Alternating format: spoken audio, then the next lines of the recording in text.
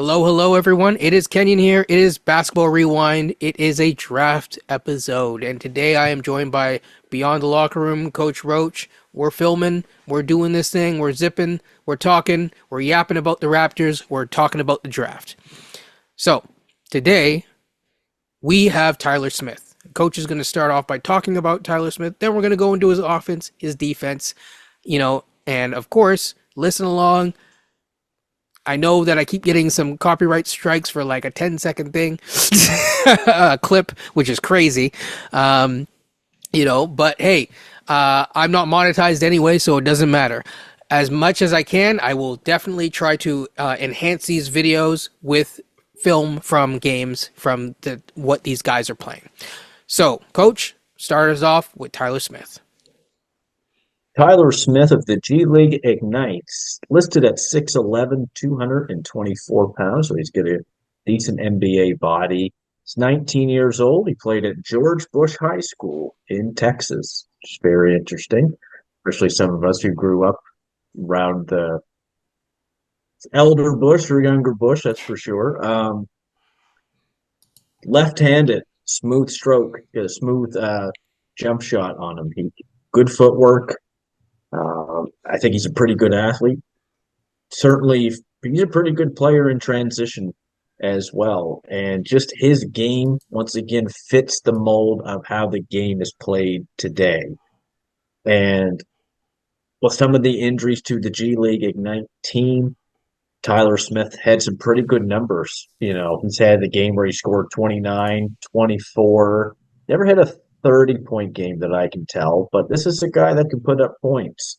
And, certainly his strength is offense, and the whole game today, really, in the NBA, is a lot of offense. So if you're looking for a stretch four in this draft with a pretty good amount of athleticism, maybe Tyler Smith is your guy. Absolutely. I would say so. Tyler Smith, of course, his G League stats. He ended the year, at some points, he was actually shooting 40% from three. He ended the year shooting 36. Of course, when some of his teammates were out, like Ron Holland. We'll get into that in just a second. He had low assists, so he has basically a 1-to-1 ratio of assist to turnovers. That's something that is not really going to be the biggest part of his game right now. Rebounding, he was an okay rebounder. What I will say is he's 6'11" with a 7'1" wingspan, as per himself. If you could trust that, but I do trust it actually. And overall, I think he did a good job. The G League is obviously the Ignite team did not win a lot of games this year, just simply put. And I'm not going to blame him for that. I think overall he was a solid player. But he's not the perfect player. So you're thinking, okay, 6'11", he can shoot, he can play a little bit of defense. What's the problem, you ask, right? And so in terms of his offense, I would say this. How I describe his offense is that he is someone that, in my opinion, did not show a lot of self-creation this year. I don't blame that on him. I think that's just how they used him. But for that reason, you're not going to see a lot of situations where he's going to be a high usage player. He's a low usage, high efficiency player, just like how everyone wants these days. I'll put it this way. This is what I actually wrote down in my notes. I said, if you have a coach who's willing to use Barnes as a post hub, as a potential secondary/primary creator, especially if the handle for Barnes doesn't improve to a solid enough level, there is a pathway for Tyler Smith to be a really good piece with Barnes. Because the same things that people are saying about Zachary Richer is similar things in terms of an overall skill set that you might say about a Tyler Smith. I think Richer is better, and there are slightly different players in terms of how they play. But there's certain things in terms of the spot-up shooting, a little bit of the movement. I wouldn't call him a movement shooter, but a little bit of the movement shooting. I think he showed decent footwork in the post. He's very fluid, smooth, going to his left, good movement. I think he does need to improve going to his right. But even still, I think he knows how to use his size on the offensive end. I think he used his size to get to spaces. So he can go back to the basket if needed. He can also have a little bit of a face-up game, but it's not like the most advanced face-up game. But again, what did you have him, asked to do? I think you gave a lot more playmaking reps to other guys like a Matas, like a Ron Holland this year. And again, it was just kind of a weird G League Ignite year, anyways. So yeah, he's very exploitative, in my opinion, from a triple threat position. And I think there's other questions that I have, but I will say this: he can play the power forward and a small forward. Now, I do have reasons why I would pick him.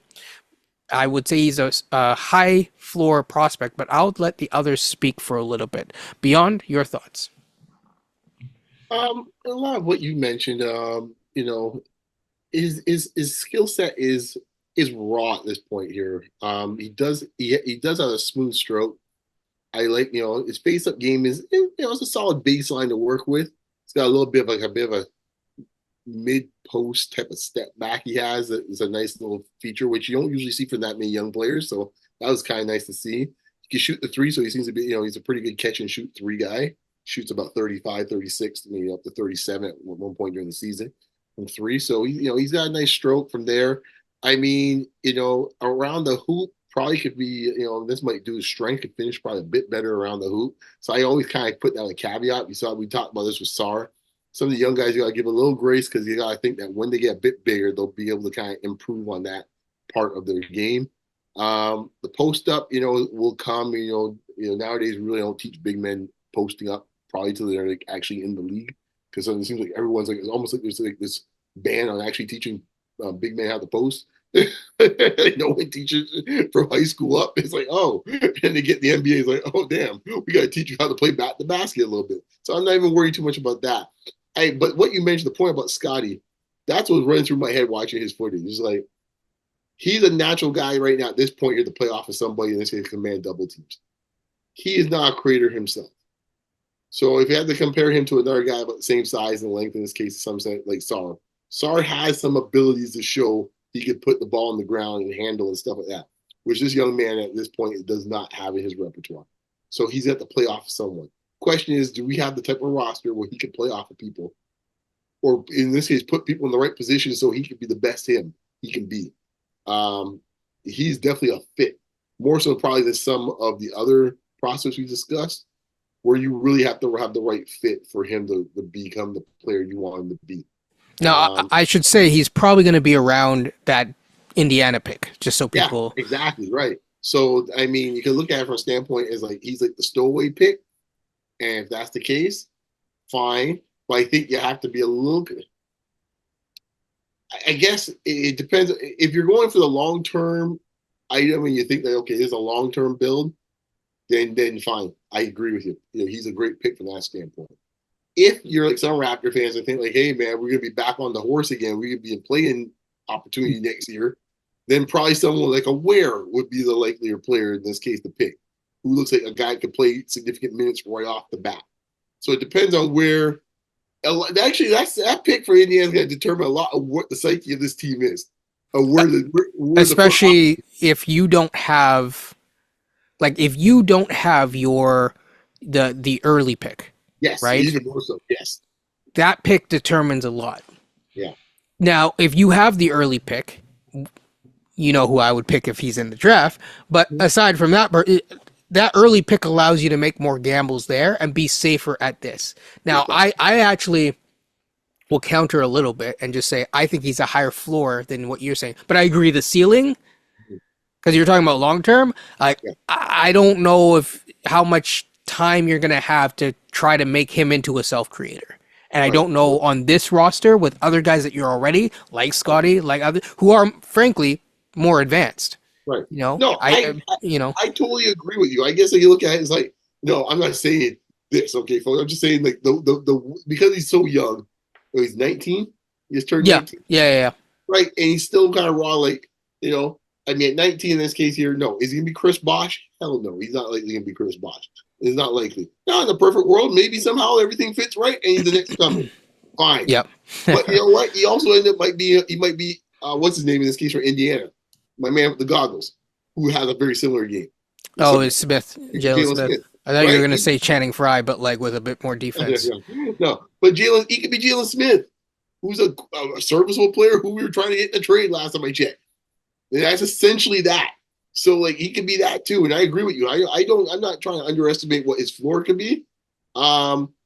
I guess I'm just thinking about like how, if anything, I'm actually saying the opposite in some ways. I think his ceiling could be a bit higher than say a guy like Ware. Right. Gotcha. Right. Because yeah, the other thing with a guy like Ware, and obviously we'll have an episode on him shortly. The challenge with Ware for me is that, and I don't mind picking Ware at that Indiana pick. Oh, me too. Depending on who else is there, but Ware's the type of guy where it's like, okay, you pick Khalil. Where's he fitting in within the rotation? He's your third big. Now that's not necessarily a bad thing, but there's only one guy that I could say confidently from this draft that would jump guys in rotation in terms of priority. Right? Yes. Like Khalil might spend some of the time in the G League. He might, spend, because I don't think Ware is, I don't think he's a power forward. Yeah, but on this team right now, as constituted, he probably could be the backup center. This is what I'm saying is that so he could be your backup center and push Kelly over to a more natural position. Exactly. Alternatively, depending on what Darko sees, which always dictates, a lot until, yeah. So depending on what Darko sees, you might have some questions, and like I said, he could be. Getting back to Tyler Smith, it just there's an interesting discussion to kind of be had there. So yeah, Coach, your thoughts. Tyler Smith is, from what I can tell, he's a very good standstill jump shooter. Pull-up jumper, it's not really there. His attempts at the rim, he shot 43% on layup attempts. That's scary to me, especially on this team. And quite frankly, the defense stinks. And I have the numbers to show it. So with defensive rating, he hit 118.2 this year. Zachary Risache, who actually defensive rating wise is good, 103.4. There's a big difference between those two. And Sarr was 107.9. Tyler Smith, between Busilis and Holland, his two teammates, was the worst of the three defensively. Now, there are some things that go into that for sure, like who he's playing with, his type of system. They did not play a lot of defense in the G League. No, they did not. But that's my concern going to this team, because we don't play a lot of defense. He'll fit right in, Coach. He'll fit right in. And I just don't know if he's going to be around that Indiana pick for sure. I'm not losing any sleep if we do pick him, but I just feel that I might be looking for a guy more to play a bit more defense on that end of the floor. I just think we need it. We were one of the worst defensive teams in the league. And if that's going to be our only pick, you got to make sure it's a right pick for that area in the draft.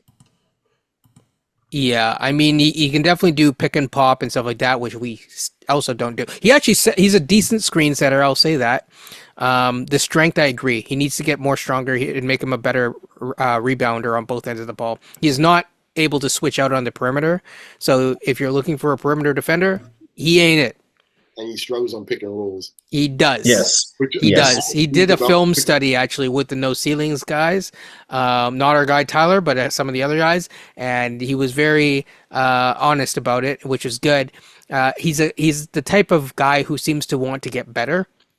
But as I will say this, I did notice he's a good communicator on defense. He also played the small ball 5 at times, which doesn't really help him, right? But yeah, and he is switchable on like the say 5 through 3. Although you want him less on threes as much as possible right now until he gets better, and he has active hands. And I said like overall he's like fairly aware. It's just there's sometimes, especially on certain sides of the floor, especially the strong sides, where he struggles a bit too much, helps too much, and then he gets into spots where he's literally having to do a 180. Now again, keep in mind, people. I said a lot of negatives. At the same time, this draft isn't the best draft. I do think that he could have a decent, with the right coaching and with the right strategy on both ends of the ball. And I'm not saying it as like a huge sell. I actually think that he has quite a lot of strong suits. Yeah. So yeah, there's defensive upside for sure. Maybe not Ryan Dunn defensive upside. You remember the Ryan Dunn tape, then you look at this. It's like obviously it's not really fair because you're looking at like literally Picasso, right? Offensively, this guy actually, numbers wise, offensive rating was much higher than Ron Holland and Matas. He Hmm. was almost 110. Those guys weren't even 100. So offensively, yeah, he's got something there. PER higher than those two. Yeah, in So terms of fit, offensively, yeah, there is something there. Defensively, I'm sorry, but that's what frightens me on this team. yeah. Now, him on another team that needs a bunch of offense, that would be interesting. More or less like a contender who needs some offense off the bench. If we're starting from scratch here, I don't know if he's the right selection, but we'll see. And also I'll add that in terms of his athleticism, he's fairly athletic, but Yep. his vertical leap isn't as much. Like Matassa out jumps him, in my opinion. Just eye test. We'll see what the actual combine says. But eye test, he wasn't doing things where he's like jumping out of the gym and like way above the rim and like bringing it down or whatever. But he does have a good catch radius to catch things. There's a lot of positives here. It's just, is he the correct pick for us? And I'm not sure. Now, after having done the overall thing, I think it really depends on how they plan on using him. I think on offense, coming off the bench, he could have an instant impact in the NBA and he could have a role on this team. And that could give him enough time for the defensive, because again, he seems to be more than willing to improve, and there's a communication piece that's there. So I think like, say he has 3/4 of what he needs to be a good defender, and it's just now reps. I think it could buy him the time to get the reps. That's how I kind of describe. Is he a guy you could see dropping to like that 31st pick? Because I could see it. Possible. Possibly. Some mocks have him low, and Yeah. if depending on who you pick at the Indiana pick, if he's there at 30, Yes, I would definitely pick him up. without Oh, yeah, question, then you're you getting take the chance. yes, Because I think of him a little bit like how Leonard Miller was last year. yes, Leonard Miller at one point was kind of that low, like kind of early 20s, and then he kind of drifted into the second round, and the skill sets are kind of similar. I think Leonard Miller's got a little more he's got more creation juice in his creation game. juice than he does. That's a great way of phrasing it. Yeah. I think than he does. But they're 19 years old. I think Leonard Miller was essentially the same age when he came out of the draft. Yeah, The builds are pretty similar. Miller was also skinnier too. Holy Yeah, smokes! the builds are similar. He's actually a this little more guy's filled got out. a little bit more size. Actually, Yeah. he weighs more than Sar, which is funny. Yeah, you could tell he could fill out well. So like, Yeah. if he drops that 31st pick, like I would be very intrigued for him at that pick. Yeah. Offensively, I think he has more upside than Leonard Miller. Defensively, I don't know because of his ability to stretch the floor. Because he's got nice release, quick release. I know I'm probably sound like I'm talking to both ends out of my mouth here a little Miller bit. could do a little bit more with the ball. I'm surprised you said that because I kind of like Miller a little bit more offensive. Yeah, I like Miller personally as well. Yeah, I thought that I don't. I do see the offensive upside with Smith. Defensively, though, it's a worry. You know what it is? With Smith, he has the swing skill. He has the 3-point shot. And with the Yeah. 3-point shot, you can build, from, a triple threat. If you're a good 3-point shooter, it builds you more ability to do other things. Whereas Miller, without having a consistent, we'll see, but without having a really solid 3-point shot, like this guy, again, at times he was shooting 40%. It just changes. It's like, where is your base starting from? But Miller has the movement in other ways. And so it's like, well, what do you want to build? Do you want to build from a Jimmy Butler starter pack, or do you want to build from a different starter pack, right? Either way, you're going to get a deck of cards, and you're going to be able to, play whatever game you want to play. I'm not going to, I'm not sponsored, so I can't, shout out any of these different games that people play, But yeah, any final thoughts? No, I think he's in a pack of a bunch of guys that I could see being as high as a mid-round pick or as low as a second-round pick. We don't see him as excited on this podcast. No, Nah, I'm just teasing. I'm teasing. No. I like the young man. I like his game a little bit. As I said before, there's some stuff on the offensive end that surprised me. Like, I didn't think the stroke was that smooth. Yeah. That I could see, where he can fit in. I think he he could start off as a decent rotation player as a bench guy, and maybe who knows, he could work his way into being a starter if he fills out for one thing, and he's got the build of a body that could fill out, and if he keeps all the other stuff, yeah, like I can see him as he builds out. In this case, you could run some pick and roll with him and him dive into the hoop eventually. I mean, I'll put it this way: there is no one at the Indiana pick onwards that I expect to start next year. None. Yeah, no. No, Oh, you mean the league or for the Raptors? For the Raptors. No, I'm sure if it's on Washington or something, for sure. No, but for us, there's not many. yeah. Like, for example, people were talking about, say you get, I don't know why you would drop to this point, but say Klingen's there. He's not starting for our team. No. He could eventually start, but he's not starting for your team. So there's no one in this pick, and he's not even in the pick range. Say Filipowski's kind of moved back. Say he was there. He's probably not starting for this team either.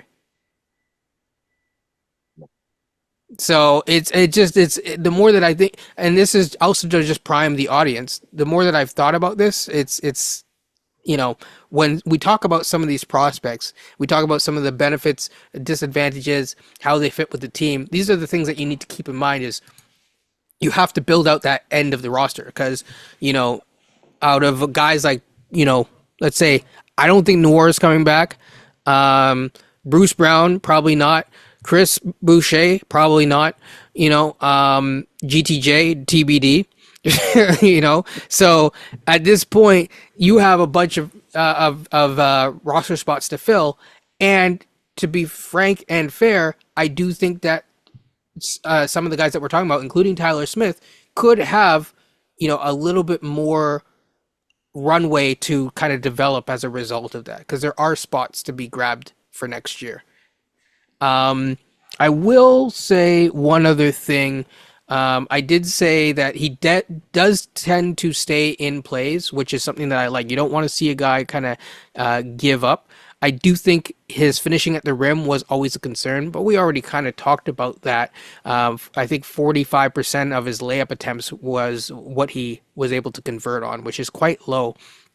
You compare that to another guy that we will talk about eventually, who's a guard, Topic, who scores at a 70% rate at the rim. Last person that I liked that was a guard that scored at 70% at the rim was Cason Wallace. Scoring at the rim is important, basically, is what I'm trying to get at. But yeah, and also I think he's a smart cutter, and I think he's a solid bet to be an instant contributor off the bench for next year. But the other thing that I'll say is, depending on how this draft goes, depending on who's available, you may not want to just pick anyone for fit.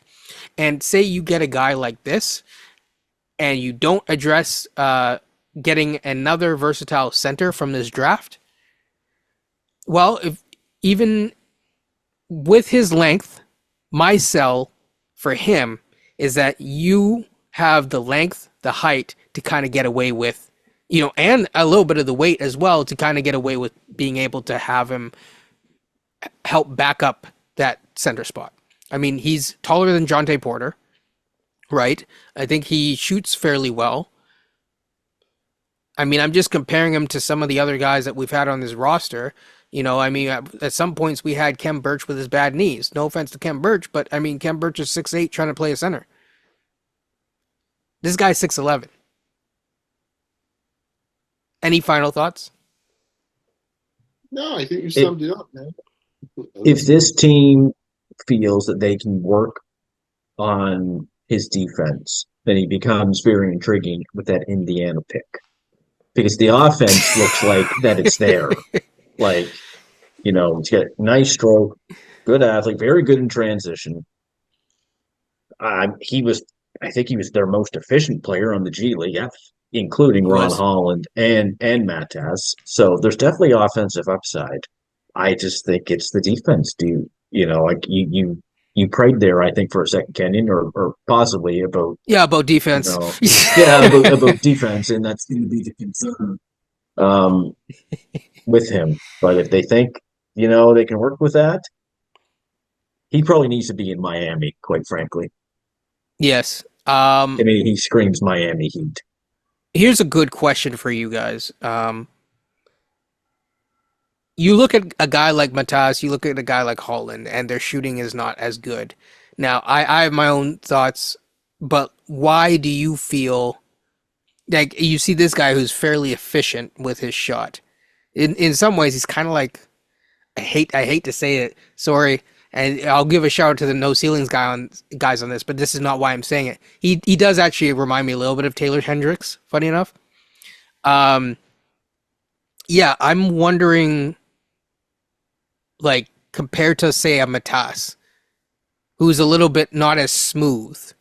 Why would you pick Matas over him? Just so that the audience understands your thought process.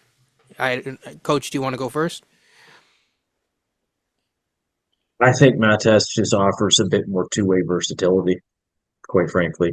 I think Yeah, that, Matas could switch onto guards, in my opinion. yeah, yeah, I think if look, Tyler Smith is if his defensive numbers were better, he'd probably go in the top 10 if the defensive numbers were better. Very true. The offense looks fine. I mean, he averaged 13 and a half points in 22 minutes. It's pretty good in the G League. So he's fairly efficient, but I do think there are some questions from what I've been reading, just mainly about the defense. And I think Mattaz and Ron Holland, we know Ron Holland can play defense, and that's why we see him anywhere in the top 5 to sometimes he's down 20th for whatever reason, and I'm not sure why. Mattaz has been basically around the top 10, but Tyler Smith has been anywhere from like 15 to 18 as far as early second round. So if he has good workouts, man, the combine is big for these guys. If he is legit 6'11", that's going to help him. If he's 6'9" or 6'8", might not help him as much. How tall is Matas? He's listed at 6'10" to 6'11". Honestly, around the same height. Yeah, because when I looked at some of the video footage when they're standing up beside each other, they're looking at each other eyeball to eyeball.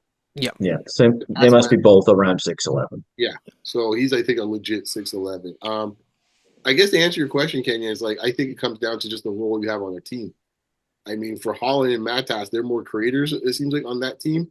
Yeah, the playmaking makes a big difference for me. Right. So a lot of times they may have the ball in their hands with a grenade. So therefore their efficiency is going to drop because they're forced to do that. He's going to get lately clean looks because they're the ones creating for him, as well as some other teammates. So his efficiency should be better, than theirs in this case. So I think it's the reason why. Yeah, and also his role didn't even really change, even though Holland was out. Right, because they just didn't think he was capable for that yet. Right. So, that's where I'm at. I think he would fit on the Raptors, but I do have some concerns because it depends on how you use them. That being said, I think that is a full episode and then some on Basketball Rewind in terms of the overall things. Do you guys have anything to shout out or talk about in terms of prospects or anything? No, man. Nothing. I'm looking forward to see some of the other guys, man. Absolutely. This might be one of the first guys we've done that would be in that Pacers pick range, I think. Yes. Well, we did look at Ryan Dunn, who I think is kind of now shifted back. When we looked at him, he was not considered to be in that range, but he's definitely he might be in the third pick range at this point, man. Yes, and there's a couple other guys. So as we continue going through, it's going to be a very interesting draft. One final point: Reed Shepherd might actually be going back to Kentucky, which goes back to the thing that we said. Yeah. So. New coach. Exactly. With that being said, Basketball Rewind, like, comment, subscribe. Thanks for joining us, and take care, everyone. Peace.